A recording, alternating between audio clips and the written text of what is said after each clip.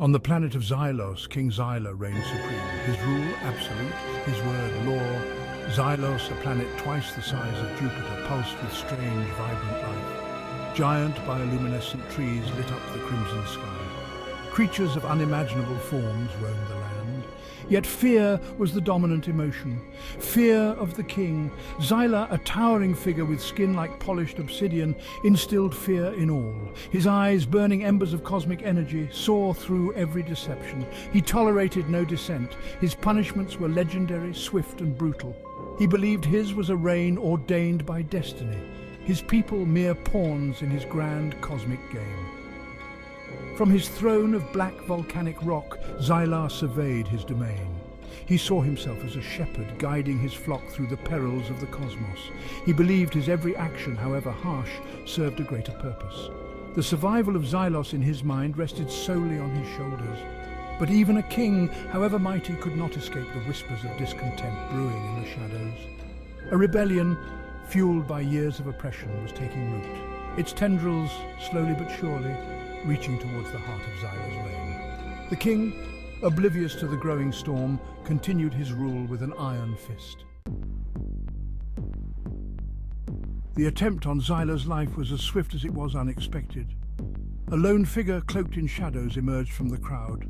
A vibroblade, humming with deadly energy, lunged towards the king. The crowd gasped, paralyzed with fear and disbelief. This was unheard of. Unthinkable. This was sacrilege.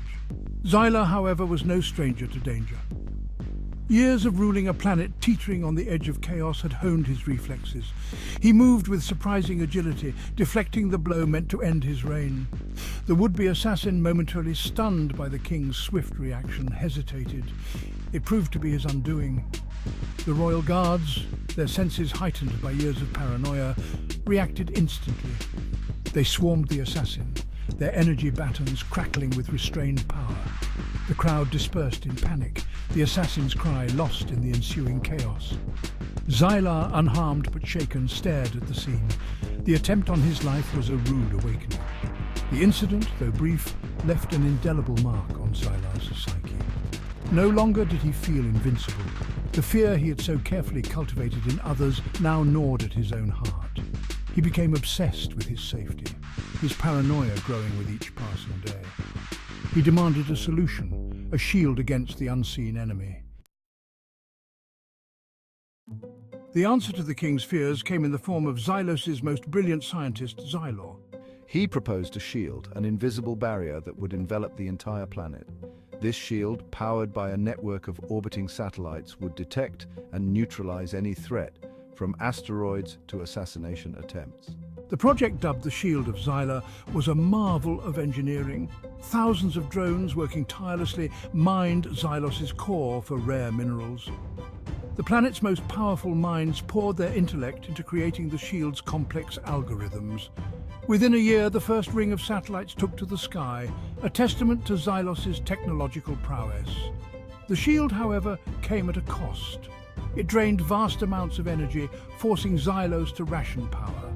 Dissent was swiftly crushed, labelled as treason against the king's safety. Xyla, consumed by his own survival, remained oblivious to the growing unrest amongst his people. He felt safe, protected within his technological cocoon. The shield, however, was flawed. It could protect against threats originating from Xylos, but not from the vast, unpredictable expanse of space. And space, as fate would have it, had a cruel surprise in store for King Xyla and his shielded world. It began with whispers in the dead of night. Faint signals picked up by Xylos' deep space telescopes hinted at an anomaly. An anomaly that sent shivers down the spines of Xylor and his team. Their calculations were terrifyingly clear. A rogue asteroid, a celestial leviathan, was hurtling towards Xylos. The asteroid, christened the Harbinger, dwarfed even the largest of Xylos' moons. Its composition, a mystery, its trajectory, terrifyingly precise. It was on a direct collision course with Xylos, and the shield, designed to protect against smaller, less catastrophic events, stood no chance. Xyla, his face etched with worry, presented his findings to King Xyla. The news was met with disbelief, then rage. Xyla, convinced of his own immortality, refused to accept the possibility of his demise. He demanded solutions, his voice echoing with a desperate fury. Time was running out. The Harbinger, a dark, ominous presence, loomed large in Xylos' sky. Its shadow, a harbinger of doom, stretched across the planet, a constant reminder of the impending catastrophe. The fate of Xylos and its increasingly desperate king hung precariously in the balance.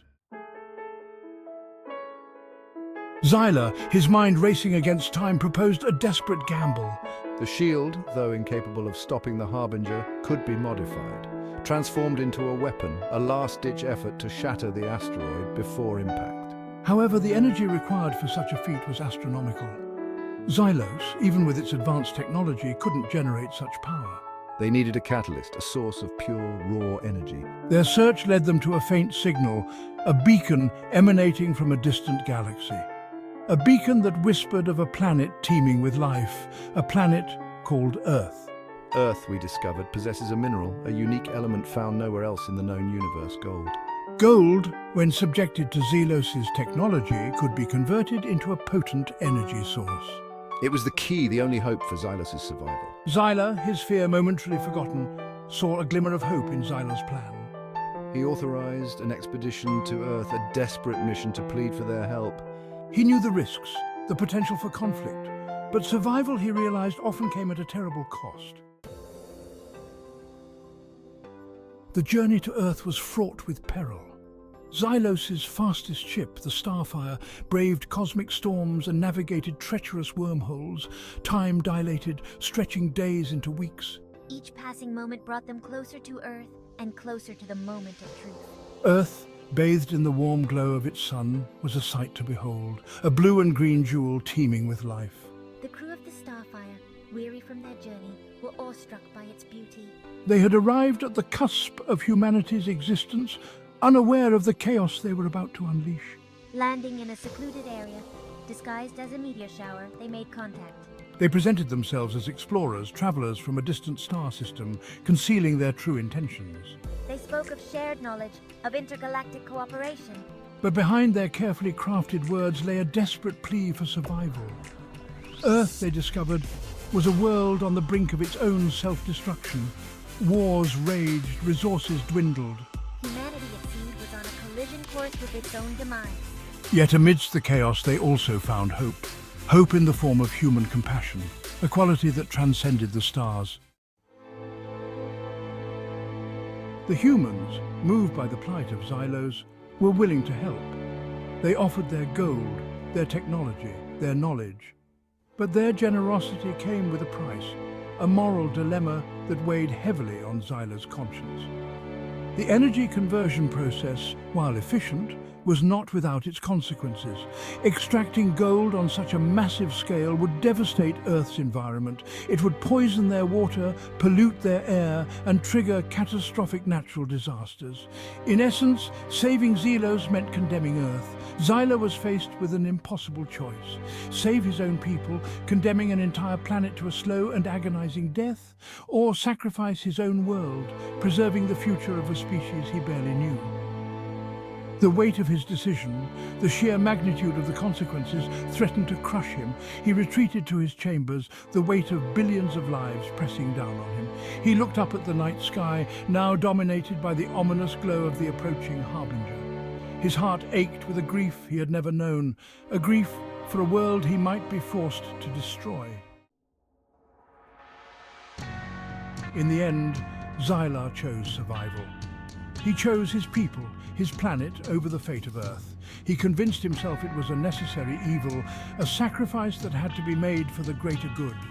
He clung to the hope that humanity, with its resilience, would find a way to survive. The order was given. The Starfire returned to Xylos laden with Earth's gold. The conversion process began, the hum of machinery a constant reminder of the price being paid for their survival. The shield, modified and re-energized, pulsed with newfound power. The people of Xylos, unaware of the true cost of their salvation, rejoiced.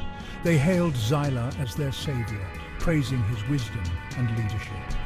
But Xyla found no solace in their adulation. The knowledge of his actions, the weight of his decision, haunted him. He became withdrawn, his gaze distant. The fear that had once consumed him was replaced by a deep, gnawing guilt. He had ensured the survival of his people, but at what cost?